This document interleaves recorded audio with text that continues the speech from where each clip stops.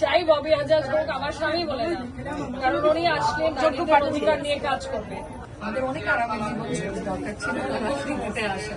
আমরা কেউ নিতে আসিনি, শুধু দিতে আসছি। আমি পরিকল্পনার কথা তো আপনাদের বললামই কিছু, যে আমরা আইন শৃঙ্খলা বাহিনী লোকজনের সাথে অলরেডি বসা শুরু করেছি, সিসিটিভি ক্যামেরা সব জায়গায় বসানো শুরু করেছি। এবং আরেকটা জিনিস, আমরা যদি ক্ষমতায় আসি সেক্ষেত্রে আমরা একটা মাসিক সভা আয়োজন করব,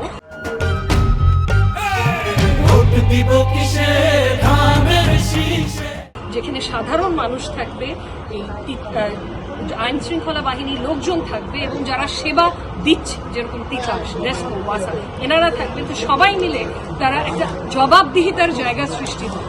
জনগণ তুলে ধরবে যে তাদের সমস্যাগুলো কি কি, এবং যারা সেবা দান করছে তারা তখন সেই সমস্যাগুলো দিতে কিছুদূর হলেও বাধ্য হবে, কারণ তাদেরকে আমরা সামনাসামনি আনবো জনগণের এই সমস্যাগুলো সমাধান করার জন্য।